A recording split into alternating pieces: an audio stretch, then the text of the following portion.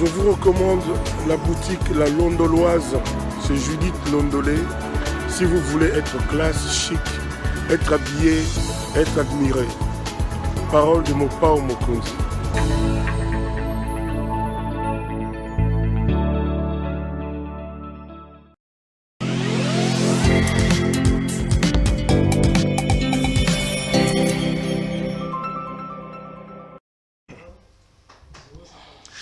Madame, Messieurs, bonsoir et bienvenue à ce nouveau numéro de l'émission Contre nous, soit dit magazine d'analyse d'actualité politique, sociale, économique et même juridique qu'on a lancé ici à CPL Télévision. Des questions importantes sont mises sur la table. Un invité m'accompagne sur ce plateau pour donner son point de vue. Vous le savez, le président de la République était en mission dans la province du Kasaï. Il est encore dans le Grand Kasaï. Il a commencé par Mbuji-Mayi. Beaucoup de choses se sont racontées autour de sa phrase. Machi Amoumenou, de quoi il s'agissait-il exactement? Quel bilan faut-il faire du séjour de Félix-Antoine Tshisekedi dans le Kasaï? On en parle. On revient également sur cette polémique désormais des 14 millions de dollars américains sortis des trésors publics pour les infrastructures dans le Kasaï oriental. Vous savez, il y a une guerre entre Ngoï Kassanji, Jean-Marc Aboun d'un côté et de l'autre côté, le conseiller principal du président de la République, M. Marcelin Bilomba. On va tenter de voir un peu clair là-dessus. On finira peut-être avec un focus sur ce qui se passe au sein de l'Union sacrée. Beaucoup d'autres questions importantes, parce que lui, c'est à la fois un acteur social, mais aussi politique. Madame, Messieurs, j'ai le plaisir et l'honneur de recevoir ce soir pour vous M. Alphonse Ngoï Kassanji. M. Ngoï Kassanji, bonjour. Bonjour, Perrault. Meilleurs vœux, bonne année. Ça fait un grand plaisir de vous avoir pour la première fois dans cette émission. J'espère que ça ne sera pas la dernière, monsieur le gouverneur. Vraiment pas. Merci beaucoup, meilleurs vœux à vous, dans votre famille. Merci, à vous également. Merci. Vous avez été gouverneur de la province du Kasaï oriental, un des célèbres gouverneurs qui a d'une certaine manière marqué cette province.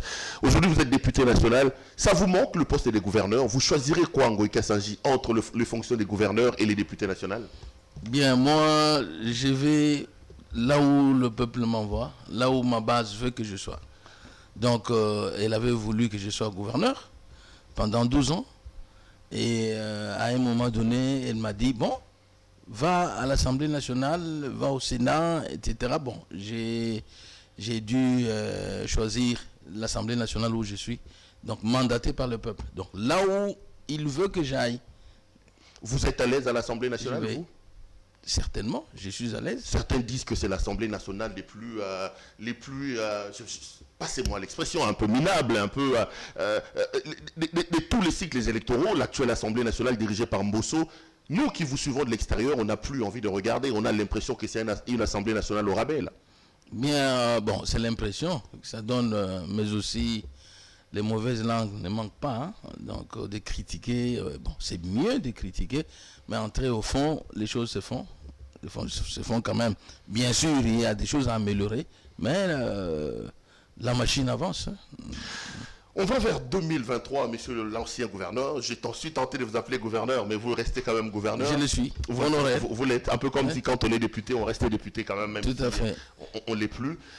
On va bientôt aller vers les élections de 2023. Beaucoup appellent notamment au changement des lois, notamment la loi électorale, sur la question liée notamment à des suppléants. Vous êtes triple brassard. Vous avez choisi l'Assemblée nationale. Au Sénat, vous avez laissé un membre des familles. À l'Assemblée provinciale, un membre des familles. Ça vous dérangerait, Ngoï Kassanji, qu'on change cette loi-là? Est-ce que vous êtes touché lorsqu'on dit que les députés, pour la plupart, ont transformé les assemblées à une affaire des familles? Bien, vous savez que ce sont les partis qui alignent les candidats. Et il faut que l'opinion entende cette affaire une fois pour toutes. Moi, j'ai été élu sur la liste du PPRD. Et le PPRD choisit les candidats députables. Cela veut dire que à Mbuji-Mayi, le PPRD fait ses investigations, trouve que qui peut sortir député ou qui peut aider à ce que à Mbuji-Mayi y ait un élu. Mais les suppléants sont choisis par le candidat députable, c'est vous Non, c'est le parti. Attendez, Ngoï Kassanji. Et donc, c'est le parti. Okay. Je n'étais pas chef du parti. Je n'étais pas secrétaire général. Écoutez, nous avons envoyé les listes. Le parti a pris le temps d'investiguer pour voir si nos listes envoyées sont convenables, si les candidats sont députables. On a débarqué certains noms, on a débarqué et on a retenu ces noms-là. Alors sur notre liste, Ngoï Kassanji comme suppléant au niveau provincial, autant, y compris ma fille, qui a une base électorale, qui avait son ONG, qui l'animait, les jeunes la soutenaient, ainsi de suite. Donc elle a apporté quelque chose à cette élection-là pour qu'on ait ce siège-là. Et donc, il ne faut pas qu'il y ait des inégalités, indexer les gens par rapport à leur... Vous n'êtes pas choqué que vous, Ngoï Kassanji, vous alignez comme suppléant vos membres de famille? Ça vous choque pas, vous? Je reprends, Perrault, en vous disant que ce n'est pas Ngoï Kassanji qui a aligné. C'est le parti. C'est le parti qui a choisi, en ayant fait bien sûr des investigations, et trouvé que ces personnes-là, sur ma liste, étaient valables et qu'elles pouvaient apporter quelque chose à cette élection. C'est pas votre responsabilité, c'est donc le PPRD, on comprend. Non, donc si madame est au Sénat, si la fille est à l'Assemblée provinciale, c'est pas Ngoï Kassanji, il faut poser des questions au PPRD. Au PPRD, mais c'est pas aussi... il ne faut pas regarder les gens selon leur... ça c'est condamné par notre constitution. Et il ne faut pas indexer les gens par rapport à leur tribu, appartenance tribale, par rapport au genre, par rapport à leur, je sais pas, état de santé, ainsi de suite. C'est interdit. Moi, je ne comprends pas comment on doit regarder les gens selon leur appartenance tribale. Parce qu'il est épouse à Ngoï Kassanji, parce qu'elle est épouse à Ngoï Kassanji, parce qu'il est fils, il est fille, et ainsi de suite. Non. Et d'ailleurs, allons plus loin. Quand on regarde les plus grandes démocraties du monde, que nous copions, où vous allez aux États-Unis, comment justifier qu'il y ait eu George Bush président, George Bush Junior président, et de l'autre côté, son frère était sénateur, ainsi de suite. Donc, on doit comprendre les choses de cette manière-là. Et les grands pasteurs, on a eu Pasteur Mbiye, qui était pasteur. Son fils est devenu pasteur. Il faut comprendre les choses de cette manière-là. Donc, on a eu Kabila, père, président de la République, et Kabila père, et Kabila fils, président de la République. Bon, ces choses-là doivent fonctionner. Vous êtes médecin, vous voudrez qu'il y ait avoir aussi un fils médecin, n'est-ce pas? Vous êtes avocat, juriste, ainsi de suite. Ça fonctionne de cette manière-là. Il ne faut pas indexer les gens selon leur appartenance tribale, mais par rapport à ce qu'ils apportent. Par rapport à leurs compétences. Voilà. On va refermer ces chapitres. Comment va l'honorable Christelle? Comment on sait qu'elle a eu quelques petits problèmes? Les téléspectateurs voudraient quand même le savoir. Par la grâce de Dieu, elle s'est rétablie et elle a repris à siéger à l'Assemblée provinciale. Son état de santé s'est amélioré. Ça s'est amélioré. Dieu merci, parce que bon, moi j'ai vu les mamans kassaïennes prier pour elle quand la maladie commençait un peu à la compliquer. Et je ne comprenais pas la méchanceté de certaines personnes qui diffusaient à Fusion. Attendez, ça arrive à tout le monde. Ça peut arriver à tout le monde, mais bon, la méchanceté aussi. Bon, je tenais vraiment à exprimer ma solidarité et à vous et à votre famille et à l'honorable Christelle par rapport à cette situation-là. Merci. Alors, vous revenez fraîchement d'un voyage au Kasaï. Vous êtes allé accueillir le président de la République. Quel bilan vous faites de l'arrivée de Félix Tshisekedi dans votre coin de la République? D'abord, le président de la République, dans le cadre de ses missions officielles, est appelé à faire des itinérances officielles au pays. Bon, si il avait été retenu de descendre dans l'espace Grand Kasaï, bon, il y a eu des obligations, des urgences à l'est du pays, il y a eu les volcans et partout ailleurs. Il a quand même fait 4 ans plus tard, M. Alphonse Kassanji. Oui. Entre-temps, il a fait 120 voyages à l'étranger. Oui. Son papa est décédé, il n'a pas amené chez vous pour qu'il soit pleuré là-bas. Mais ça, c'est des choses que... mais parce que pour descendre, il faut descendre avec des solutions.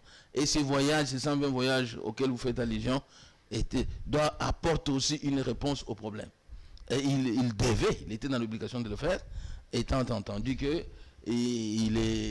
il était le président de l'Union africaine, ça lui oblige de se déplacer. Et il était obligé aussi d'ouvrir le pays qui était en isolement diplomatique Donc vous voyez, tout ça est attirer les investissements, chercher l'argent pour répondre aux attentes de la population. Toutes ces choses étaient aussi plus importantes et on ne néglige pas les itinérances, surtout dans son espace, dans son fief électoral. Avant de mettre le pied dans le plat sur ce qui a fait un peu polémique dans le pays, quel résultat le président de la République vous a ramené? Il est parti. Les érosions des chenaux existent toujours. Il est parti. Les routes, avec tout l'argent qui serait détourné dans l'affaire Tchilé-Gelou, sont toujours dégradées. Il est parti. L'Amiba est toujours par terre. Quelle solution, M. Tshisekedi, apporte-t-il dans la province du Kassai oriental? Parce que vous dites, il ne devait pas aller sans avoir des solutions. Monsieur vous a amené quelle solution, Alphonse Kassangi? Oui, le président de la République, en descendant, d'abord, il avait envoyé l'argent pour les infrastructures sanitaires scolaires. Et 14 millions de dollars. On va en parler avec M. Bilomba. Il y a 10 millions 700 000 décaissés par le FPI et 4 millions décaissés par Foner. Bon, on en parlera. Si vous voulez, allons-y. Donc, pour vous, ce sont les 14 millions de dollars américains qui sont comme une sorte de gage que le président avait donné pour son voyage dans cette partie de la République. Non, pas nécessairement ça. Il y a de l'autre côté, ça c'est le projet de lutte contre les inégalités, la pauvreté, piloté par la présidence de la République. Il y a de l'autre côté le projet Tchilé-Gelou, qui est exécuté par Crexet et puis... on n'est pas encore parlé de la province du Kassai oriental, soyez honnêtes, mais là, ça c'est on ne le sent pas. Tchilé-Gelou, est-ce que ça existe dans le Kassai oriental? Il y a des éléments palpables par rapport à ça? C'est un montage financier opéré entre le gouvernement de la République et la société Crexet. Et donc, qui a obtenu les financements, qui préfinance ce projet, et le gouvernement est en train de paye par Foner. Donc, la mobilisation des ressources, le gouvernement rembourse le financement de Crexet. Au-delà de ça, il faut que l'opinion sache que le président de la République il a apporté quoi? Il y a la solution sur le financement de la banque KfW, depuis qu'il souffrait d'exécution donc de ce projet de construction du barrage de 8 MW à Tchala 2. Donc il fallait un canal, céder ce canal au profit de ce projet. Donc le canal du site de Tchala 2. Et l'AMIBA a bloqué l'exécution de ce projet. Et le président de la République a demandé au gouvernement d'agir en faveur de l'exécution du projet. Il a apporté ça. Le président de la République, en allant, il y a les travaux qui ont débuté depuis 2017 de l'aéroport de Bipemba. Et les travaux ont débuté. C'est une réponse du président de la République. Parce que c'est un projet qui était freiné, réactivé par son implication. Il y a également le projet d'eau. D'eau en Bougimaï. C'est une solution que le président apporte. Et donc, là, il y a eu la KfW qui bloquait, qui ne voulait pas participer à ce projet avec la MAD à cause de la dénonciation qui avait freiné l'exécution du projet depuis 2017. Et ça a été débloqué. Le président a apporté des solutions. Donc, c'est un voyage positif. Le bilan est positif.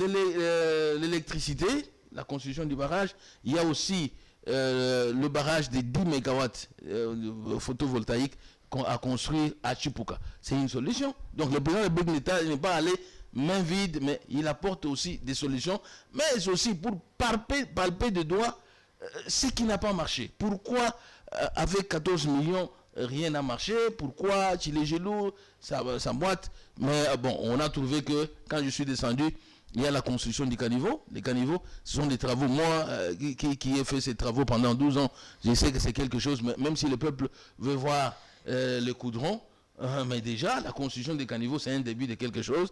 Et la mise en place des coudrons, de l'asphaltage, peut prendre 2-3 mois. On verra, on aura une visibilité sur ce projet chez les Gelou d'ici le mois de mars. Donc un voyage positif pour vous, très positif. Les bilans, il est pas nécessairement positif.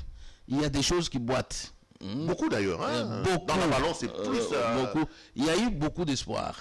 Le peuple a mis ses espoirs en Félix Antoine Tshisekedi Tshilombo. Mais voilà. Le peuple est déçu aujourd'hui. Le peuple n'est pas déçu. Il n'est pas déçu. Attention, le Kassaïen vous regarde. Le peuple n'est pas déçu. Le peuple espère encore qu'avec le projet des 145 territoires, parce que c'est le premier projet phare qui n'a jamais été exécuté dans ce pays.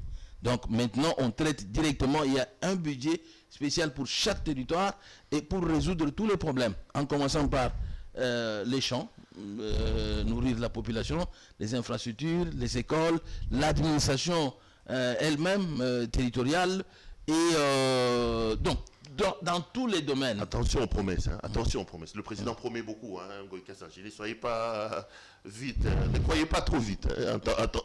Attention aux promesses, monsieur le gouverneur. Ce qui est positif dans ce projet des 145 territoires, c'est la responsabilisation des autorités à la base. Donc vous voyez, nous avons toujours déploré dans ce pays que tout l'argent de ces pays se consomme au niveau central. Même le budget d'investissement a été exécuté par le gouvernement central. Et ça n'a rien donné, ça n'a rien produit. Maintenant que la responsabilité revient à la base avec l'implication de tous, vous voyez, là, on appelle la société civile, on appelle la population. Quand c'est à la base, tout le monde suit. Et il y a lieu de contrôler. Et quand aussi c'est l'implication du gouvernement, nous, législatifs, pouvoir législatif, nous avons le pouvoir de contrôler le gouvernement. Mais quand ça se passe au niveau des conseillers de la présidence, bon, tu vois, ça pose problème. Honorable Ngoï Kassaye, au-delà de tout ce que vous faites, le voyage du président de la République a quand même retenu l'attention par rapport au discours du chef de l'État. Le président a dit certaines expressions qui ont mis mal à l'aise à une certaine opinion. Quand Félix Tshisekedi dit devant vous, vous étiez là, il dit « Machi Amoumé-nous ». Monsieur le gouverneur, vous êtes Kassaïen, c'est une expression assez tribale. Est-ce que le président de la République ne devait-il pas se vendre dans la peau de nous tous au lieu de se montrer en Kassaïen? Tout le monde sait qu'il est Kassaïen. Beaucoup critiquent Félix en disant que ça c'est une expression tribale. Vous qui parlez Chiluba, vous expliquez comment Machi Amoumé? Bon, ça s'est traduit, c'est une expression Louba qui dit tout simplement frère. C'est tout. Il l'a dit à Bukavu, vous êtes mes frères. Il l'a dit à Goma. Donc, mais il parlait en Chiluba. Il devait que dire, utiliser l'expression Louba. Pourquoi ça scandalise les gens? Donc on sait qu'il était chez lui, comme Jésus de Nazareth. Il était, on ne peut pas nier. On a eu Joseph Kabila Kabange qui était de Manono. Bon, quand il peut dire Bateau Tiamam, est-ce que c'est un problème? C'est une expression swahili qui dit, bon, mes frères. Pour vous, Machi Amoumé ne signifie seulement frère. Ce n'est pas des gencives qu'on peut jeter, que ça peut rester. Beaucoup disent que ça veut dire que les autres peuvent me rejeter, mais ici, vous n'avez qu'à m'avaler parce que je suis votre frère. Bon, ça, ce sont des spéculations. C'est permis à tout le monde de spéculer, mais l'expression là dit tout simplement frère de sang, frère de sang. Et frère de sang quoi? Frère de sang congolais. C'est tout. C'est comme il l'a dit à Goma, il l'a dit, il peut le dire à Kindu, il peut le dire en arrivant à Lubumbashi, il le dit. Et nous avons un lien commun qui est le sang congolais. Un point trait. Mais chez lui, il l'était. Jésus était quand même de Nazareth. Donc, Félix Antoine Tshisekedi, quand vous, dans votre identité, Péro, prenez votre identité, un Congolais, un véritable Congolais doit connaître chez lui. Il connaît sa province d'origine, donc son pays, sa province d'origine, son territoire d'origine, son secteur d'origine et son village d'origine. Il s'est fait que Félix Antoine Tshisekedi Tshilombo, bon, il est Congolais. De quelle province? Province du Kasaï oriental, territoire Kabé-Kamouan, village Mupompa. Bon, c'est ça. Si quelqu'un ne connaît pas ça, il n'est pas congolais. Non, vous dites quoi? C'est une récupération, c'est une mauvaise ou c'est une mauvaise foi des détracteurs de Félix? Parce que ça a quand même enflammé la République, cette histoire de Machi Amoumé. Bon, on veut les détracteurs qui manquent quoi dire. Donc ils sont en train de se positionner en guise de positionnement, en perte de position, perte de vitesse. Les politiciens, les opposants en perte de vitesse, qui manquent de discours, ils ne peuvent qu'exploiter de telles choses pour spéculer, alors que ça ne dit absolument rien. C'est normal. Le président a dit, le Kasaï a été détruit non pas par les Kassaïens, mais par les haineux. Les gens ont dit que il monte la communauté kassaïenne contre les autres communautés. Vous avez été gouverneur de la province. Qui a détruit votre province? Parce que Félix vous a disculpé Il ne veut pas que vous-même, Kassaïen, vous puissiez assumer vos malheurs, c'est l'affaire des autres. Qui a détruit le Kasaï, monsieur le gouverneur? Mais si, par exemple, Pérou, à l'époque où l'AMIBA avait besoin de l'argent pour redémarrer, relancer ses activités, en 2000, nous étions en 2007, j'étais déjà gouverneur. Il y a une proposition de Mon Africa qui est dirigée Kalampinga. Mon Afrique a commencé à proposer, il dit j'ai 45 millions, qui était partenaire, actionnaire minoritaire de l'AMIBA, j'ai 45 millions pour relancer les activités de l'AMIBA. On a dit bon, les 45 millions ne suffiraient pas. Alors, Mon Afrique a remonté jusqu'à 75 millions. Pour dire, je mets 75 millions pour millions de dollars pour relancer les activités de l'AMIBA. Moi, j'étais là, je suivais tout. Et je voulais que cet argent sorte pour relancer les activités de l'AMIBA. Je me suis impliqué, mais la volonté politique n'a pas voulu. Donc c'est Kabila qui détruit le Kasaï? Non, bon, j'ai dit bien, c'est un exemple que je vous donne. Nous sommes en 2007, c'est Kabila nous sommes en 2007, la volonté politique n'a pas voulu. Et c'était bloqué à quel niveau? Parce que tous les ministres, tout le monde s'était mis debout. Mais bon, le coup de fil est tombé. Hein? Et le ministre m'a dit non. Le ministre des Mines, Kabouloulou, m'a dit non, bon, la volonté politique n'en veut pas. Donc parmi ces haineux-là, on peut prendre Joseph Kabila. Parmi les gens qui ont détruit les Kasaï, Kabila, Joseph est parmi. Il n'a pas détruit, mais la volonté politique n'a pas favorisé la relance des activités de la sienne, justement. À l'époque, parce que tout simplement, on n'a pas voulu qu'un Kassaïen puisse injecter les fonds comme c'était Mon Afrique, Kalampinga, qui ne puisse. On a spéculé tout autour et on a arrêté. Et l'AMIBA est tombé, hein, parce qu'il n'y avait pas une solution de rechange. On pouvait refuser pour dire qu'il n'injecte pas l'argent, que Mon Afrique ne mette, Kempinga ne mette pas. Mais voilà, nous avons une solution. Le gouvernement va donner cet argent.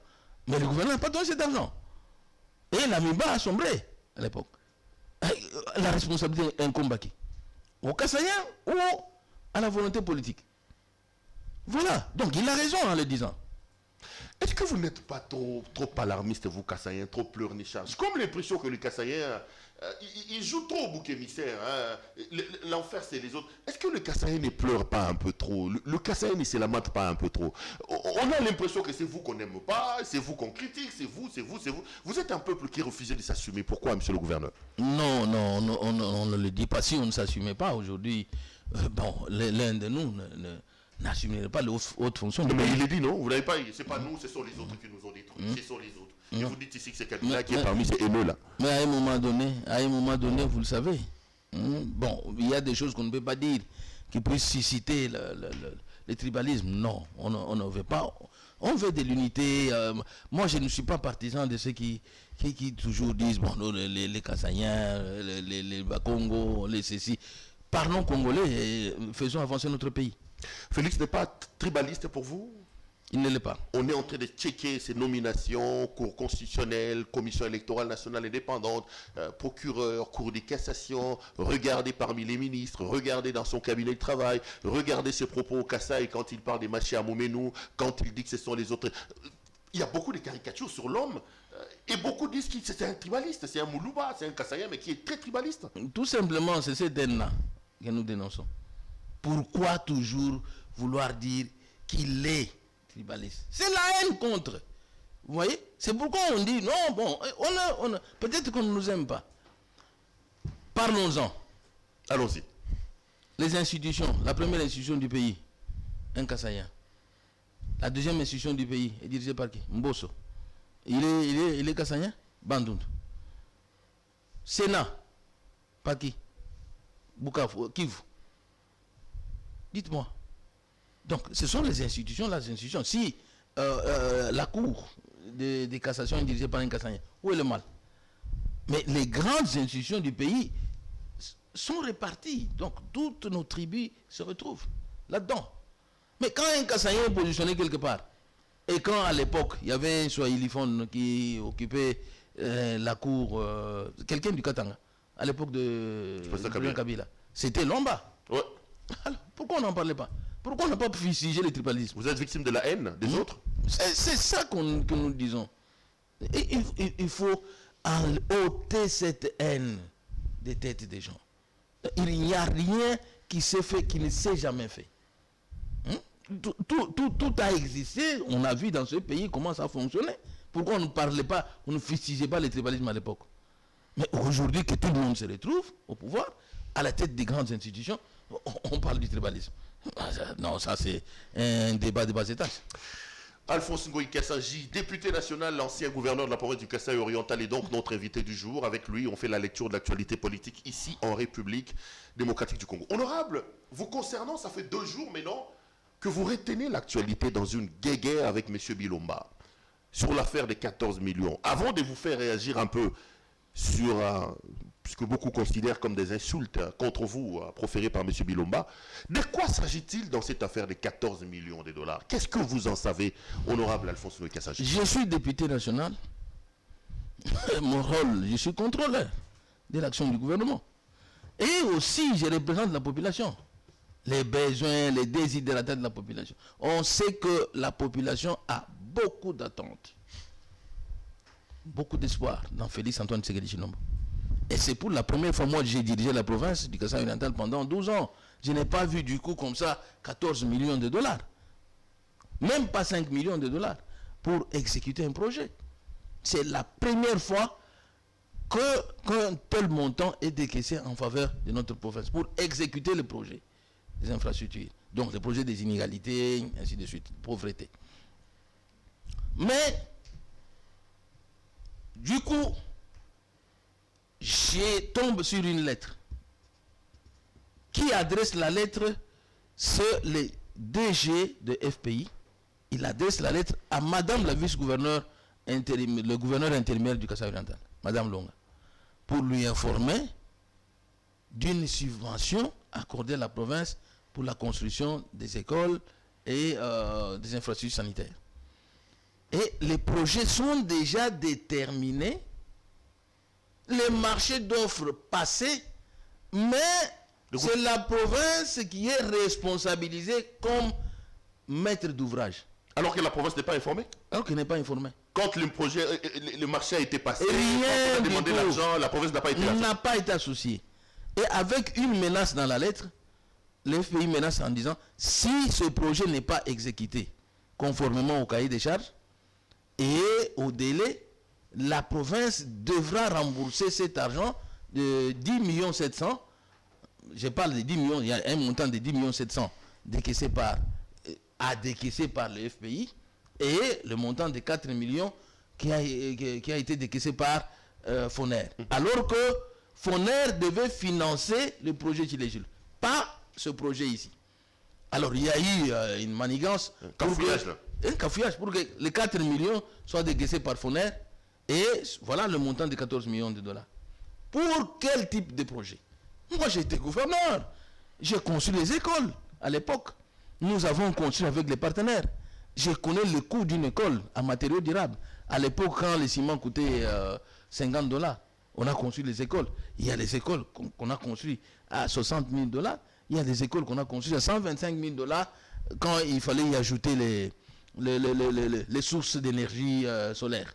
Donc pour vous, à 100 000 $, 120 000 $, on peut construire une école de 6 portes. On peut construire une école. Mais ici, en matériaux durables. On dit une école, c'est 3 millions, 4 millions. Oh! L'école, le complexe Kalendamoudish, 3 800 000 Combien de dollars. Il y a là-dedans une école, donc un bâtiment à 6 portes avec un niveau. Faites les calculs. Si vous avez un bâtiment à 6 portes à 125 000, parce que j'y ajoute la source d'énergie solaire, donc j'y ajoute, donc là nous sommes à 125 000 $, vous ajoutez un niveau, vous pouvez être à 200 ou tout au maximum plus 300 000. 300 000. Vous êtes à, il y a un bâtiment à 4 portes avec un niveau au-dessus. Je suis à 250 000 si je vais exagérer. Nous sommes à 550 000 $. Il y a 2 bâtiments à réhabiliter qui existent à réhabiliter. Nous pouvons donner le coût de 60 000 $. Vous êtes à 510 000. Vous avez 2 bâtiments à 1 à 6 portes, 1 à 4 portes.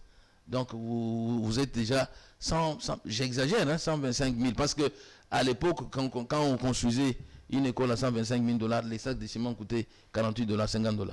Mais aujourd'hui, c'est 24 dollars. Et c'est même un prétexte que celui qui insulte là, il utilise pour dire non, à Kinshasa, le sac de ciment coûte 8 dollars, mais en Mbuji-Mayi, c'est 24 dollars. C'est un prétexte pour dire, justifier les coûts élevés de ces infrastructures. Alors que nous avons construit à 125 000 dollars à l'époque où le sac de ciment coûtait 50 dollars. Alors, vous tombez sur les documents du FPI. Vous, député, vous faites quoi exactement? Le gouverneur, ad intérim, n'est pas informé.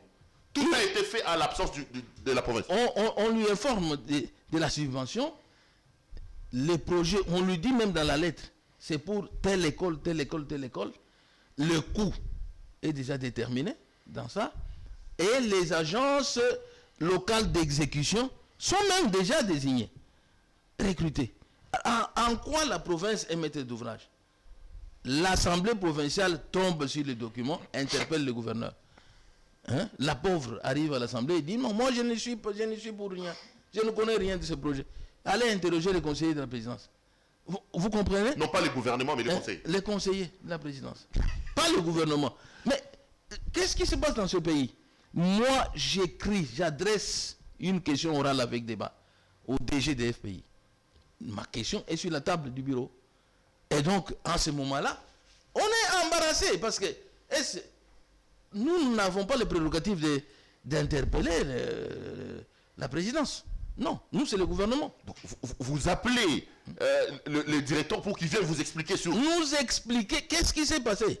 Comment est-ce que le maître d'ouvrage, la province, n'est au courant de rien, n'organise pas les appels d'offres pour retenir les agences d'exécution. Le bureau vous dit c'est à la présidence, on ne peut pas interpeller à la présidence. Bon, ma question orale reste là. Bon, on a clôturé la session. Je pense peut-être que à la session prochaine, le directeur pourra venir. Mais, curieusement, j'en parle. C'est mon droit de dénoncer ce que j'ai vu. Parce que j'ai vu le contenu du projet. J'ai construit, je suis constructeur. J'ai double casquette. Je suis à la fois administratif, politique, et je suis aussi opérateur économique. J'ai construit mes propres infrastructures. Je connais le coût de construction. Vous avez dénoncé pour vous la mafia. J'ai dit non, vous avez dit que les gens ont mis l'argent dans la poche. Vous parlez à Chilouba. Non, il y a un, ça ne va pas. On n'aide pas le président. Moi, c'est comme ça que je ne m'étais attaqué à personne. Bon, j'estimais que, normalement, c'est le gouvernement qui est l'exécutant du projet de société au pays. Et s'il y avait réaction, c'était le ministre des Infrastructures qui pouvait dire non, voilà ce qui se passe. Mais curieusement, je vois un monsieur que je n'ai pas cité, qui s'insurge avec des insultes horribles à mon endroit. En doutant même, en parlant de parallèle, d'une école parallèle, taxant mon université de Kinshasa, où il y a les Oscar Kachala qui ont fait des distinctions à l'université d'Harvard. Et en vantant une université de Suisse, je ne sais pas, s'il avait étudié à Harvard, je ne sais pas si ici au Congo on boirait de l'eau, je ne sais pas. Vous allez porter plainte? Non, vous n'irez pas jusqu'à là. Écoutez, j'ai apprécié la réaction du chef de son parti. On va parler. Il dit deux choses, Alphonse Ngoï Kassanji. Première chose, il dit Ngoï Kassanji n'est pas, je vais dire, pas intelligent, c'est un assimilé juriste. Votre diplôme pose problème, monsieur le gouverneur. Vous avez été gouverneur. Beaucoup de vos détracteurs le disent. Quand est-ce que vous avez eu le temps d'assister au cours? Parce que vous savez que la loi académique l'exige quand même. Un étudiant doit avoir participé à au moins la moitié ou un tiers des heures à l'université. Vous étiez à Mbuji-Mayi. Vous étudiez comment? C'est aujourd'hui, on commence à dire que vous n'êtes pas un juriste, mais vous êtes un assimilé. Parce qu'on dit que vous n'avez pas obtenu votre diplôme de juriste par des voies normales. Mais malheureusement, ceux qui le disent n'étaient pas les autorités académiques de l'université. Et quand on sait la rigueur à l'université de Kinshasa, ceux qui disent ça ne font que de la spéculation. Si tout le monde n'a pas vu ma défense de mon mémoire. Vous ne veniez pas au cours, monsieur. Où j'ai distingué face aux autres étudiants. Vous étiez gouverneur, vous ne veniez pas au cours, monsieur. Il faut lire les vademecum. Il n'y a pas de système d'enseignement à distance ici chez nous. Monsieur Perrault, vous avez appris votre droit comment vous étiez à Monsieur Perrault, il faut lire les vademecum de l'ESU. L'ESU n'est pas une école maternelle où je dois y aller à 7h du matin et quitter. On me voyait tout le temps ici et ceux qui savaient que je venais aux études le savaient. Et j'avais dit à toutes mes autorités du parti politique et ailleurs, je suis en train d'étudier. Et j'ai étudié, j'ai fait... Allez voir mes professeurs, prenez le temps d'aller checker mes notes des examens et tout et tout. Je n'ai pas joué. Je suis... Bon, on ne peut pas discuter sur l'intelligence d'Ngoï Kassanji. J'ai quand même un parcours. J'ai entendu ce type me dire que, bon, à 20 ans, moi j'étais dans la Lubilangé en culotte, au moment où il venait chercher, les diamants. Les étudiants. Il venait les étudiants pour les amener. Il avait obtenu des bourses comme toutes les autres universités. Bon, je ne sais pas, mais il oublie qu'à 20 ans, je vendais déjà. Il y a un gros diamant ici que j'ai vendu à 20 millions de dollars. Hein. À 20 ans, quand lui, à cette époque, j'étais déjà président national de tous les diamantaires de la République. Donc, je ne suis pas n'importe qui et je n'ai jamais été tenu par quelqu'un. J'ai commencé, mon père était enseignant. Il a été retraité, il est allé dans ses champs. Et ma mère également. Je viens de là, de l'enseignement.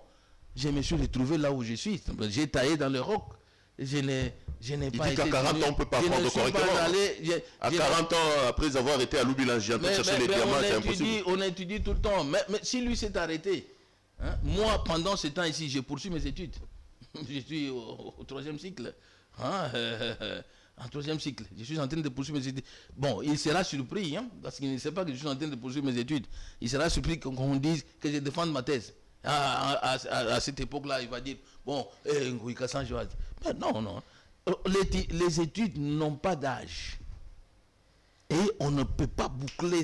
Pour un homme intelligent, il doit toujours être dans les recherches. Hein? Poursuivre les recherches. C'est ça, l'intelligence. Et ça montre même Non, je ne vais pas entrer dans son jeu. Vous n'allez pas l'insulter comme lui l'a fait. Non, je n'entre pas dans son jeu parce que déjà, les chefs de son parti... Mais vous avez vu, il a contredit les chefs de son parti. Vous avez lu? Bon, j'ai vu une contradiction. Je vais vous les faire lire quand je vous poserai cette question. Mais il dit aussi un certain nombre de choses, Ngouï Kassanji. Il dit que vous avez dirigé la province pendant 12 ans, vous l'avez détruit. Ngouï Kassanji, je vous accuse un peu de tout. On dit qu'aujourd'hui, s'il y a les Wewa à Kinshasa, c'est à cause de vous. C'est parce que vous êtes devenu gouverneur. Tout ce que vous avez eu à faire, c'est de créer un monopole des diamants où on ne pouvait que vendre chez les gouverneurs, mais vous n'avez pas pris le temps de développer la province. Si aujourd'hui, il y a vos frères qui sont tout le temps dans le Katanga là-bas, c'est à cause d'Ngouï Kassanji.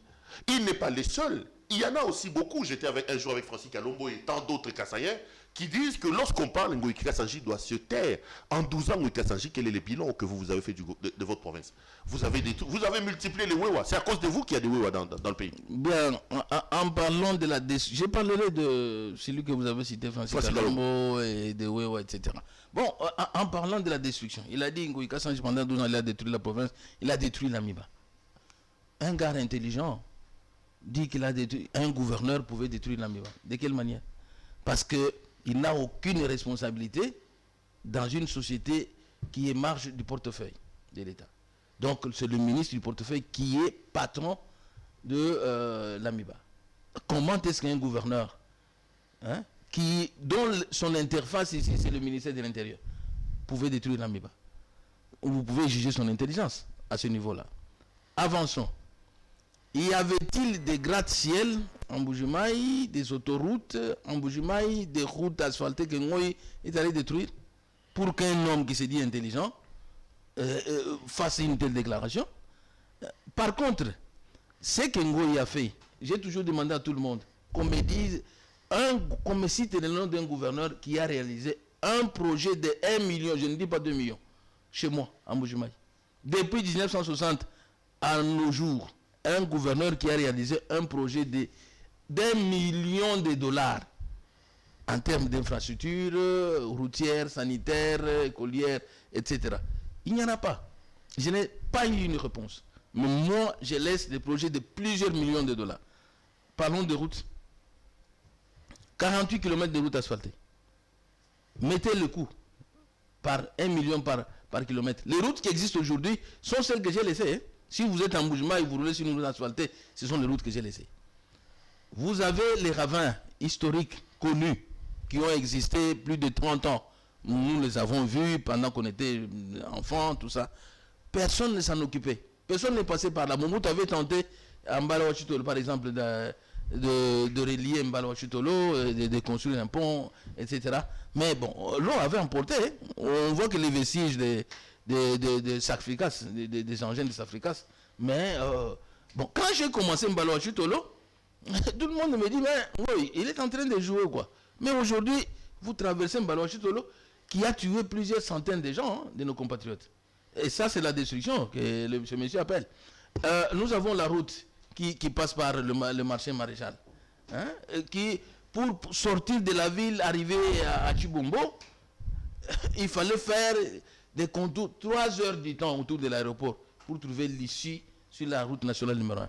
Mais aujourd'hui, c'est direct. Hein. Vous allez, c'est Ngoï Kassange qui a transformé ce qui était avant route. Que dire des écoles? Quand j'ai pris mes fonctions, nous étions la dernière province éducationnelle de la RDC. Dernière province en termes d'infrastructure, en termes de résultats aux examens d'État, aux examens, ainsi de suite. On était la dernière province. Mais aujourd'hui, j'ai laissé ma province parmi les 3 provinces, premières provinces éducationnelles de la RDC. Pourquoi? J'ai construit 285 écoles. Ngoï Kassange. J'ai organisé une table ronde des partenaires ici à Kinshasa et j'ai obtenu des financements. Et voilà, il y a les écoles, j'ai laissé de l'eau couler 24/24 à Kabinda, à Lodja, à Mweneditu, à Luputa, et bientôt le projet qui est en exécution, en pleine exécution aujourd'hui, c'est laissé par Ngoï Kassange pour la desserte en eau dans la ville de Moussa. Donc vous êtes pas destructeur. Il y a la première et la deuxième phase qui étaient exécutées, nous en sommes à la 3e phase. Donc, j'ai laissé le projet qui va s'exécuter aujourd'hui, qui est financé par la KfW depuis 2014, pour la construction du barrage hydroélectrique de 8 MW à Tchala. J'ai laissé une centrale hydroélectrique de Tubitubiti, construite par la société Sassim, qui a vu jour grâce à Ngoï Kassange. Bon, j'étais là, j'étais parmi les participants à ce projet. Et donc, aujourd'hui, parler d'Ngoï comme destructeur de la province, je dirais tout simplement c'est une aberration. Et il faut que le monsieur apprenne. Et il est tombé dans les diabos. C'est ce qu'on appelle diabos. Hein? On sait, bon, je comprends à l'époque qu'on était dans un autre camp politique, c'est ces diabos-là qu'on a utilisé. C'est-à-dire en parlant, diabos, c'est-à-dire il faut jeter une sorte de mensonge. Kadiocha, comme on appelle à lui. Un mensonge, on dit, il a fait, il a tué, alors qu'il n'a pas tué, ça se propage. Vous voyez? Allons-y, avançons. Cas de Wewa. Francis Kalombo dit que vous devez vous taire. Mais Kalombo n'a pas vu, il disait que s'il est, il faut qu'il descende en Bujumaï. Mais il a vu ma descente en Bujumaï. J'avais dit, bon, je ne veux pas spéculer là-dessus, mais lui-même a vu que ces allégations étaient simplement mensongères. Bon, je comprends notre jeune frère, je ne vais pas polémiquer là-dessus. Avançons. La présence de Wewa. Mais le Wewa, c'est une affaire, n'est-ce pas? Qui résout le problème dans une ville où il n'y a pas assez de routes, hein? Ou pour arriver ici chez vous, s'il faut arriver rapidement et à temps, si vous prenez la moto, vous êtes à temps. Hein? Si vous prenez votre voiture, il y a des bouchons partout. Alors le Wewa, le Kassaïen, qu'on se le dise, intelligent, vous êtes là, vous connaissez les journalistes talentueux. Bon, ici, on en compte, vous savez vous-même, les médecins, il y a beaucoup de Kassaïens, les professeurs, les opérateurs économiques. Mais le Kassaïen a un sens d'affaires. Et il commence en mouvement, j'ai vu une dizaine de motos. Hein? Et du coup, c'est une affaire rentable. Et à partir de Mboujoumaï, on en était à 100 et à des milliers de motos dans une petite ville de Mboujoumaï. Les Kassaïens ont compris, non, cette affaire paye bien. Il l'a exporté à donc vous êtes fier, vous êtes fier. Je suis fier parce que vous avez créé les Wewa. La Bible dit que celui qui ne travaille pas ne mange pas. Au lieu d'avoir des gens qui travaillent, qui sont à la maison, chez leurs parents, jusqu'à 40 ans, qui ne font rien, mais quand un Kassaïen vient, amène sa moto, il a une moto, aujourd'hui, Demain, il en a 5. Non, mais c'est le symbole tout simplement d'un raté des autorités. C'est parce que l'État n'a pas su créer des emplois, l'État n'a pas su faire espoir que les Wewa naissent aujourd'hui. Non, mais allez, si vous voyez, la moto comme un symbole de la pauvreté, de la régression, je regrette. Mais allez en Chine. Moi, j'ai été en Chine. J'ai vu les transports par vélo. Par vélo en Chine. Est-ce que nous sommes au même niveau que la Chine? Que dire de la moto? Allez en Inde. Hein? Vous trouverez que la moto est là, existe, elle fait des transports. Et tout le monde utilise la moto comme un moyen par excellence de se déplacer. Allez en Inde. Moi, j'étais sous ça, dans quelle ville? Dans la capitale, hein? En Inde, j'ai vu. À Surat, notre ville de diamantifère, j'ai vu que c'est là où il y a les motos. Ici, il n'y a rien. Et donc, ne spéculons pas. La moto, c'est une affaire. Et c'est un moyen par excellence de se déplacer les Quinois, ici à Kinshasa. De la moto, je vous informe, Perrault, que mes frères là se sont construits des immeubles ici. De la moto. Voilà. Je suis dans cette affaire-là, moi aussi. Vous avez Je suis dans cette affaire-là. Donc c'est une affaire qui paye bien. Hein? Écoutez, un homme d'affaires voit son affaire. Et quand ça résout le problème, quand c'est un besoin, parce que c'est un besoin, la moto résout le problème des transports dans cette ville. Et donc, pourquoi on doit critiquer ça? Parce que ça existe. Allez en Afrique de l'Ouest. Avant Kinshasa, dans l'Afrique de l'Ouest, allez-y, la moto a existé bien avant. Le transport par moto. Avant même que ça arrive en Bujumaï, moi j'étais à Goma. Ça existait bien avant. Donc on dit de vous que vous êtes créateur de Wewa, vous êtes fier quoi? Non, moi, il faut qu'on dise, je suis créateur de Wewa, je suis créateur d'emploi. Hein? Je suis créateur d'emploi. Où est le problème? Hein? C'est pas une insulte pour vous. C'est pas une insulte. Pour moi, je dis, c'est tout à fait normal. Ngoï a imaginé, Ngoï a créé quelque chose qui répond aux besoins de la population. Où est le problème? Est-ce que Ngoï, en tant que gouverneur, peut envoyer les gens faire leurs affaires ici à Kinshasa? Non. C'est la population kassaïenne qui est intelligente, qui a un sens d'affaires, qui a développé la moto à partir de 9 motos à des milliers de motos, et une affaire qui prolifère, qui paye bien, et elle l'a exporté ici, et ça paye bien, et dans beaucoup de villes. Hein? Ce ne sont pas simplement que les kassaïens qui le font ici. Hein? Aujourd'hui, il y a tout le monde, hein, mais qui a compris en retard. Donc, il y a de la spéculation, mais aussi, en tant qu'homme politique, je comprends qu'on recherche des petites histoires pour déstabiliser l'adversaire. Ce sont des... C'est la guerre déloyale. Donc, mais moi, je sais que j'ai rempli ma mission à telle enseigne qu'aujourd'hui, arrivé en Bujumaï, je suis réclamé. Vous avez suivi. Je ne sais pas si vous avez vu des images, ouais, partout. Évidemment, parce que Maouéja, quand même, qui vous a remplacé, n'a pas fait mieux que vous. Ça on doit le dire. Vous êtes satisfait des excuses présentées par M. Jean-Marc Kabound? Il a fait un tweet dans lequel il présentait des excuses et il demandait même à la justice de clarifier la situation. D'où ma question. Est-ce que vous êtes satisfait et est-ce que vous pouvez aller jusqu'au niveau de la justice? Bien, vous savez, je dois féliciter et remercier ici, du haut de votre chaîne, féliciter l'homme d'État, Jean-Marc Kabound, notre premier vice-président. Vraiment, il a prouvé que c'est un véritable homme d'État. Il a vu que son membre Marcelin Bilomba, a dévié. Il a quitté les champs. Moi, je ne l'ai pas cité. Donc, j'ai fait une dénonciation. Oui. Qui pourrait être avérée si la justice, parce que toute personne est présumée innocente, jusqu'à ce que la justice établisse les responsabilités. Mais comment est-ce que il peut du coup commencer à traiter quelqu'un d'inintelligent, et de quelqu'un qui n'a pas étudié, d'un juriste assimilé, de tout ce qu'il a dit. Il a même dit que vous n'étiez pas honorable. Vous étiez député. Je n'étais pas honorable, ouais. Donc je ne sais pas, alors que moi, il ne devait que du respect à un élu. Je venais de faire ma descente en Bujumaï. Il a vu que c'était spontané. Je n'avais pas mobilisé. J'ai juste informé le même jour à notre population que j'ai descendu pour l'arrivée, l'accueil du chef de l'État. Mais il a vu que toutes mes sorties étaient un spectacle de foule des gens, au point où je me suis dit non, je laisse le chef librement faire ses itinérances. Et on ne vole pas la vedette. Voilà. Donc c'est le chef qui est en honneur. Et voilà. Donc c'est un monsieur, ces spéculations dénotent quelque chose.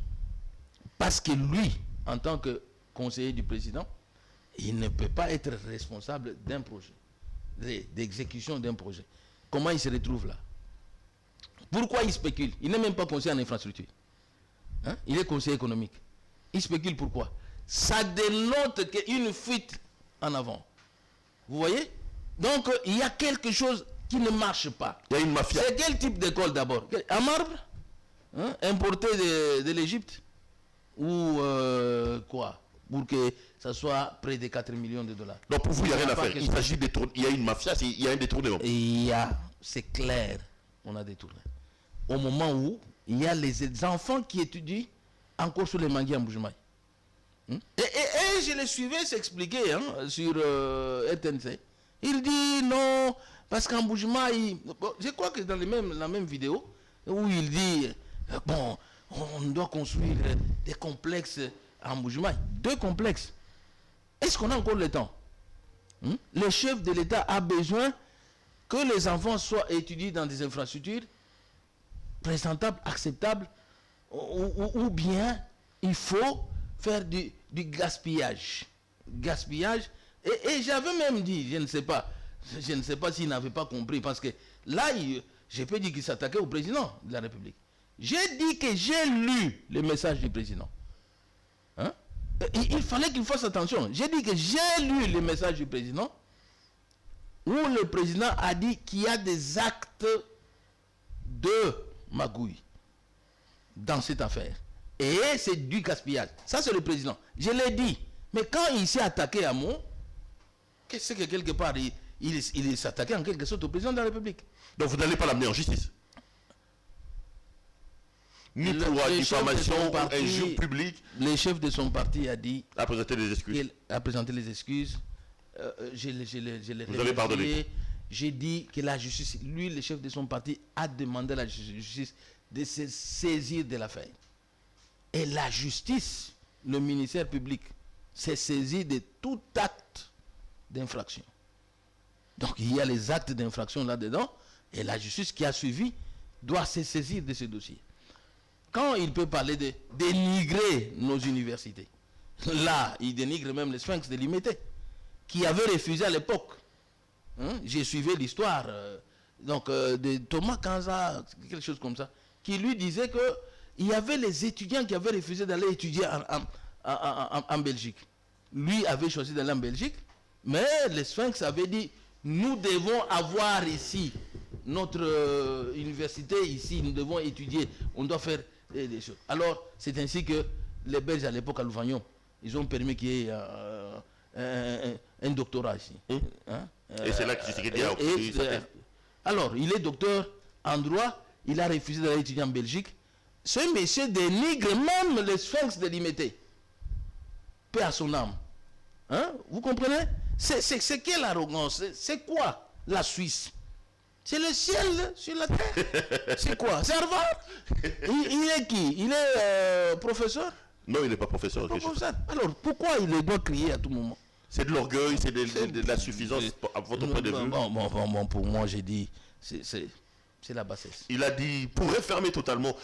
Comment vous récupérez-vous les actions posées par Jean-Marie Kalumba? On dit qu'en Bujumaï, il a dit dans la vidéo, vous avez mis des banderoles en disant que vous êtes le responsable de la baisse des prix des... Mais bon, il dit même que je n'interviens pas à l'Assemblée. Mais s'il y a une députée réputée pour ses interventions, il ne faut pas parler pour parler, mais il faut dire, parler et dire, donner des messages. Ngoï Kassanji, le Premier ministre Sama, vient avec... le programme du gouvernement, le programme triennal du gouvernement, pour le présenter. Là-dedans, le Premier ministre dit que son gouvernement va ajouter sur le prix actuel des billets, il va ajouter des go pass. Moi, j'ai dit au Premier ministre, comment justifiez-vous, il y a les images, comment justifiez-vous qu'il y ait eu, moi qui voyage, je paye mon billet pour 2h40 en bougement, en aller-retour, c'est environ $600. C'est ce que j'avais dit. Mais c'est 2h40 seulement.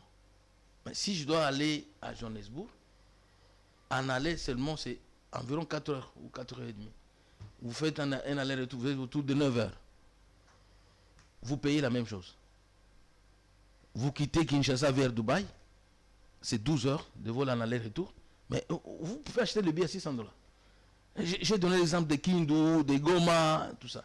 Je lui ai dit qu'il y a ça ne va pas sur le prix des billets domestiques.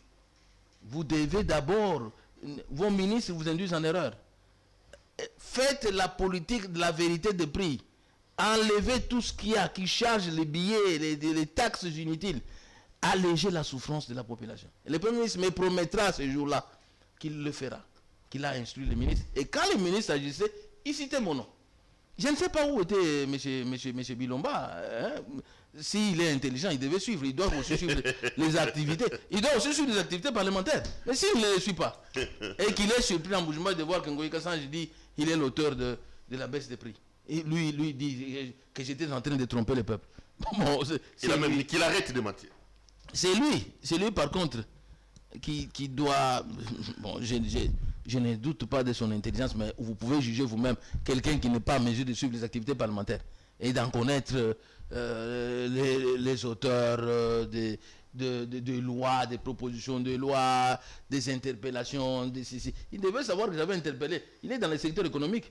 Au moins dire que Ngoï Kassange j'avais interpellé le ministre de l'économie, hein, en lui adressant une question orale avec qu'il a échappé, hein, le ministre de l'économie a échappé le même jour. Il a échappé à cette question sur les petits commerces en détail. Donc, son secteur, il devait néanmoins le dire. Mais quand il ne le dit pas, il dit que Ngoï Kassange est parmi les députés médiocres. Il ne dit rien, il ne fait rien. Alors, vous pouvez juger son niveau d'intelligence. Allez, on va clôturer totalement cette affaire des Bilomba. On tend petit à petit vers la fin de cette émission. Vous avez reçu le président de la République. Ngoï Kassange, nous qui vous regardons de l'extérieur, on a l'impression que vous faites tout pour que Félix Tshisekedi vous aime, mais ça passe pas. On a l'impression que vous quémandez l'amour de Tshisekedi. Parfois, il salue les gens, il ne vous salue pas. Parfois, est-ce que vous sentez ces feedbacks? Ozo forcé Bolingwe pas Tshisekedi. Qu'est-ce qui s'est passé entre vous deux aujourd'hui? On sait que vous n'avez pas été tendre avec lui, l'histoire les retiendra. Est-ce que le président est rancunier pour retenir, entre autres, quelques canailles que vous avez fait à son père, à son parti, à lui-même? Je n'ai rien fait à son parti. Bon, vous avez empêché son papa de venir là-bas, vous avez spéculation, son père est venu. Vous avez maltraité son parti à Mbujimaï. Vous avez quand même fait beaucoup de choses pas bien contre Tshisekedi et contre l'UDPS, non? Je vais vous dire une chose. Est-ce que vous savez que moi j'étais de l'UDPS? Parmi les grands donateurs de l'UDPS. Après vous avez trahi. Ceux qui ont fait bloquer qu'il n'y ait pas le nouveau Zaïre. Les nouveaux Zaïre en Mbujimaï. C'était avant. J'étais le président d'Amantere. Avant que vous ne trahissiez l'UDPS et que vous alliez embrasser les Je n'ai jamais trahi l'UDPS, mais je voulais quand même prendre mes responsabilités à un moment donné, au moment où l'UDPS n'avait pas voulu participer au processus. Et vous êtes allé embrasser les diables de l'époque qui était Kabila? Non, j'étais indépendant. J'étais élu député provincial indépendant, gouverneur indépendant. C'est Kabila, c'est le président Kabila. Non, c'est le président Kabila qui a eu besoin de moi. Comme aujourd'hui, le président Félix Tshisekedi a lancé sa vision de l'Union sacrée. Vous n'avez jamais été kabiliste vous-même? Moi, Ngoï Kassange, j'étais congolais. Kabiliste, ça veut dire quoi? Vous n'avez pas cru en Kabila, vous n'avez pas adhéré à son parti. Il a eu besoin de moi, il m'a demandé de le rejoindre dans son parti. La demande du chef ne peut pas être refusée. C'était pas par conviction? La demande du chef ne peut pas être refusée. Aujourd'hui, vous avez les adhésions des gouverneurs. Bon, dites-moi, les gouverneurs qui ont refusé d'adhérer à l'Union sacrée, ils existent? Dites-moi, est-ce qu'ils sont là? Donc, aujourd'hui, il y a une autorité placée par Dieu, c'est le président Félix Antoine Tshisekedi Tshilombo. À l'époque, c'était Joseph Kabila. Et là, vous commandez son amour? Je ne commande pas son amour. J'ai adhéré à l'Union sacrée par conviction. Ngoï Kassange n'est pas celui-là. Hein. Ngoï Kassange, c'est un homme à conviction. Hein. Je ne peux pas flatter. Ngoï ne flatte jamais. Si je suis convaincu de quelque chose, j'avance.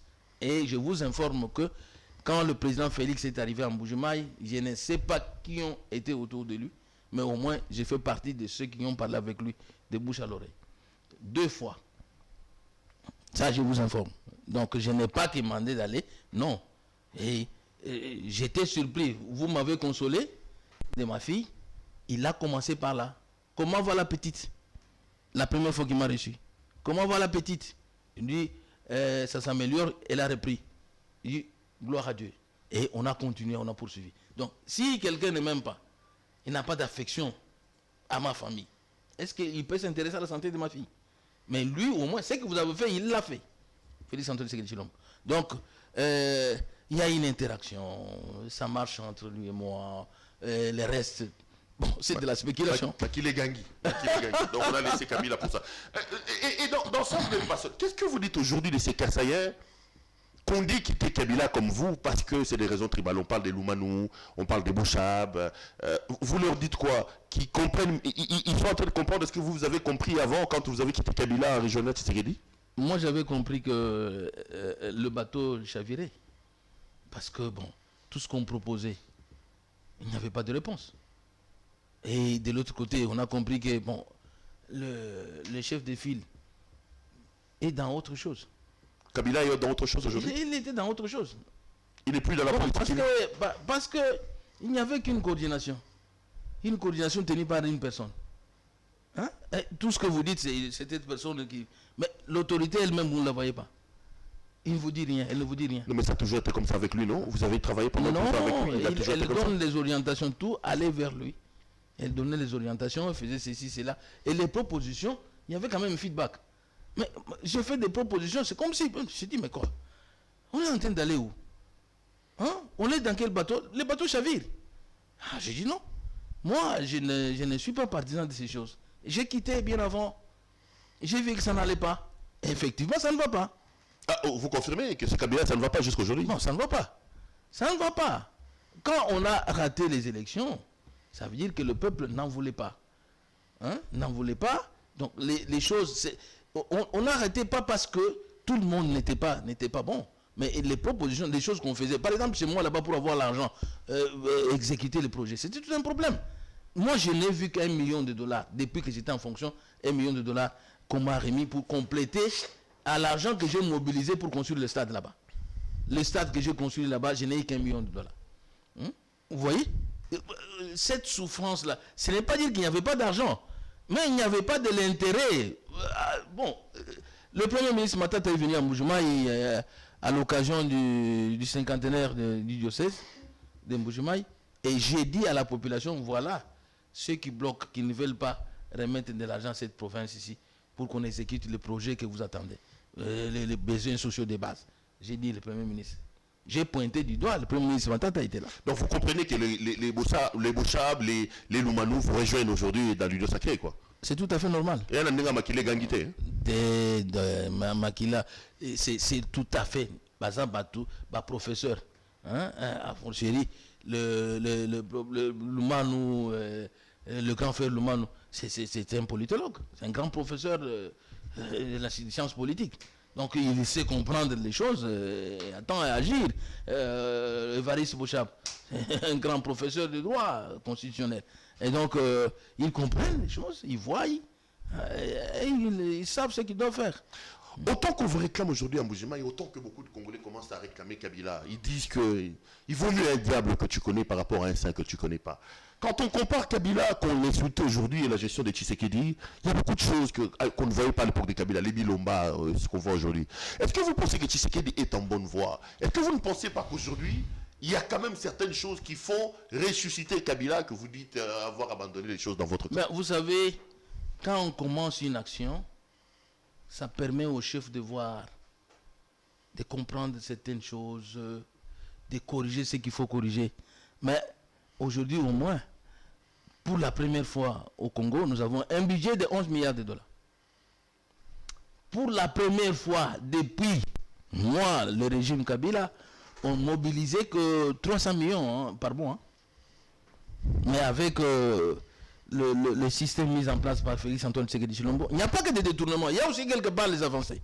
Les avancées qui ont fait qu'avec l'IGF, on a su mobiliser, au moins on a atteint, il y a un mois où on a atteint 900 millions de dollars par mois. Donc, le budget a progressé. C'est un signe de la bonne gouvernance. Donc, on a essayé d'indiquer le coulage des recettes. Et donc, aujourd'hui, il fallait d'abord mobiliser les ressources. Je sais que les attentes sont nombreuses, mais on doit exécuter les projets avec quoi? Il faut mobiliser les ressources, mobiliser l'argent. C'est ainsi qu'il est allé à l'extérieur capter l'argent, parce qu'on ne doit pas nécessairement construire son pays. Les États-Unis cherchent aussi l'argent en Chine. Ouais. Lui est allé chercher l'argent, et donc, avec l'argent mobilisé, on peut au moins exécuter les projets. Il y a l'action à court terme. À court terme, la mobilisation des recettes, la canalisation des recettes vers les circuits de l'État, du circuit financier, et les trésors publics. Maintenant, l'argent mobilisé permet d'investir vers les besoins pour résoudre les besoins sociaux de base. Voilà l'année 2022. Il y a une action phare qui n'a jamais été exécutée dans ce pays, le projet des 145 territoires. Donc, on doit travailler à la base pour que le peuple voie où est parti, où partait l'argent. L'émission de Félix, c'était pourquoi. Et l'argent mobilisé fait quoi? Les territoires vont bouger. L'année vient de commencer, on fera le point. On va terminer par là en bouclant la boucle. Vous en êtes où avec la maison de Mokia? La procédure se poursuit toujours. On dit que vous avez même rejoint Tshisekedi pour ça. Bon, c'est vrai que c'est tard. Si vous étiez peut-être Tshisekediste avant, on n'aurait pas remis la maison à Mokia. La procédure est terminée ou vous réclamez toujours? La maison là, elle est toujours à vous ou Mokia? La maison m'appartient parce que j'en suis le seul détenteur du certificat d'enregistrement. Mokia avec M. Baking, ils avaient voulu faire ce qu'on appelle l'injustice. C'était scandaleux qu'un président du tribunal de grande instance prenne une ordonnance sans soubassement, une ordonnance d'exécution du déguerpissement sans qu'il y ait un jugement coulé en force de la chose jugée pour mettre Ngoï dehors. Il n'y a pas de jugement. Donc jusqu'aujourd'hui, il est allé avec une ordonnance du président Bakenga qui demande à ce qu'on puisse faire la mutation des titres. Le conservateur lui a dit, monsieur, j'ai besoin, l'ordonnance n'est pas un jugement. Il faut un jugement coulé à force de la chose jugée pour que je puisse faire une mutation. Donc je suis le propriétaire sans être dans ma maison. Alors, il y a certaines influences, certains conseillers, comme le chef a dit, hein, vous voyez, c'est la première fois qu'on puisse déguerpir dans ce pays, qu'on puisse déguerpir les ambassades. C'est toujours ce M. Bakenga là. Il y a des juges qui doivent faire la prison. Donc, je vais retourner dans ma maison, je le sais. Ce n'est pas pour cette raison que je suis entré à l'Union Sacrée. Je suis entré à l'Union Sacrée par conviction, parce que il fallait, je vous ai dit que je voyais que le bateau chavirait. Et le bateau est en train de... Vous avez mon espoir, vous allez rentrer à cette maison des rois Baudouin. C'est ma maison, il ne doit pas être là. Parce que une autre assurance que je vous donne, vous avez le gouverneur de la Banque centrale qui a acheté la maison de la banque où il habite maintenant, la gouverneure là. Cette maison a été achetée par la Banque centrale auprès de M. Keller. M. Keller qui est mon vendeur. Donc, si la Banque centrale, elle n'a pas été déguerpie, Ngoï Kassange, pourquoi il doit être déguerpi? Sur Lukusa, on venait de déguerpir Mokia, c'est toujours dans les mêmes dossiers. IAC, les propriétaires de IAC ont acheté, donc c'est le même dossier. S'ils sont là, comment Ngoï Kassange peut partir? Et j'ai été déguerpi brutalement. Comme ça, je n'avais pas eu un préavis informé. C'est pas ça. Ça veut dire quoi? Mokia s'organise pour vous arracher vos maisons? C'est un monsieur, donc je peux dire un frappeur. Il est frappeur. Si vous suivez l'histoire de Mokia, Même c'est un féman, c'est un frappeur. Les frappeurs, c'est un monsieur qui a pris 195 000 $ de crédit d'une banque et qui depuis cette banque, de ses immeubles, pour un emprunt de 195 000 $. Moi qui apprend 195 000 $, qu'il était incapable de rembourser. Il hypothèque sa maison de Barumbu. Hein? Alors, de cette maison-là, il s'arrange parce qu'il n'a jamais déclaré la perte de son certificat d'enregistrement hypothéqué. Il ne l'a jamais déclaré auprès du conservateur. Mais il s'arrange pour subtiliser son certificat d'enregistrement et assigner la banque en arrangement avec les juges véreux qui ont été chassés par Mouzé Laurent Désiré Kabila à l'époque. Ces juges-là, lui c'est un agent des juges, hein, quelquefois, c'est un juge. Donc ils font des coups comme ça pour se partager l'argent. Et Mokia, d'un emprunt de 195 000 $, il devient patron, il obtient 7 millions, un jugement de 7 millions, et du coup, il s'en sert avec cet argent pour acheter les immeubles en vente publique d'une banque. Il a écroulé la banque, l'Union zaïroise de banque, l'IBC, dont l'État congolais est partenaire. Mais je ne peux pas comprendre comment un tel monsieur peut fréquenter même la cour du chef. Non, non, non. Ça, c'est un monsieur. C'est un frappeur. C'est un monsieur qui doit être aux arrêts. Il doit être en prison. Hein? Non, sa place n'est pas dans non, en prison. Hein? Un monsieur qui ne peut pas tolérer une contradiction sur le plateau.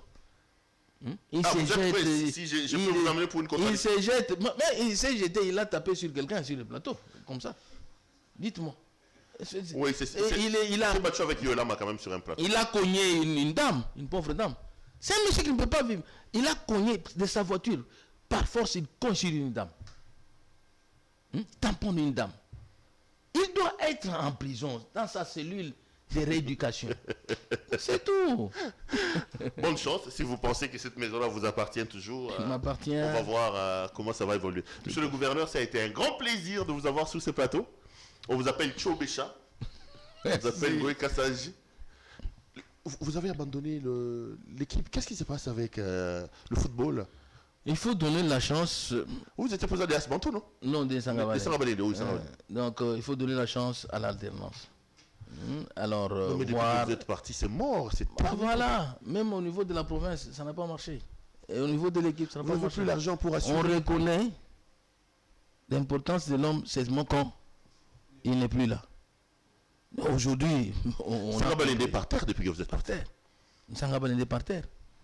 Et voilà. Donc tout ce qu'on a fait, on a hissé cette équipe au niveau continental. Aujourd'hui, ça sombre. Bon, je souhaite bonne chance au nouveau comité. Et de passage, je dois vous féliciter. Merci. Pierrot, parce que vous venez de loin, hein, avec digital. Maintenant, vous êtes patron chez vous. Vous êtes créateur. On se bat. Vous avez créé de l'emploi. J'ai créé quelques wewa comme vous. Voilà. J'ai créé quelques 200 wewa qui vivent aussi. Voilà, ils sont là. Ils sont là, oui, ils sont là. Félicitations. Merci beaucoup, Excellence. Merci, cher aîné, cher grand frère. C'est toujours un grand plaisir de vous avoir. Madame, monsieur, je suis heureux d'avoir eu sur le plateau les gouverneurs de ma province, un aîné. Je me rappelle, monsieur le gouverneur, je vais le témoigner en public, j'ai eu un problème avec Jean-Marie Kassamba à son temps. Vous m'avez appelé, vous avez dit, je parle comme votre gouverneur, celui-là c'est votre grand frère. Allez, voilà. Je me rappelle. On était à la primature. On était à la primature. Voilà. Jean-Marie Kassamba se souviendra peut-être à un moment donné, ça brûlait entre lui et moi. Tout à fait. Et vous avez dit, monsieur, celui-là c'est votre grand frère, allez arranger. Et vous avez dit, je prends mon autorité, je parle comme votre gouverneur.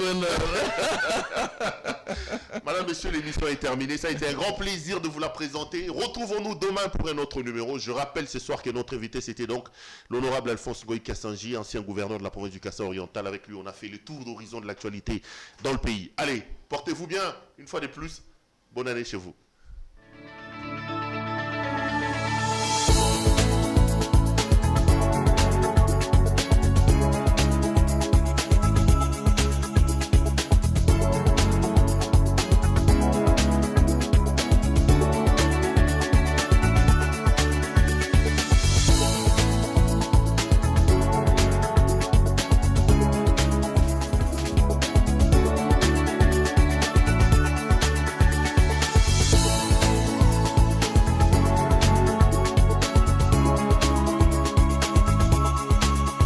Je vous recommande la boutique La Londoloise chez Judith Londolé.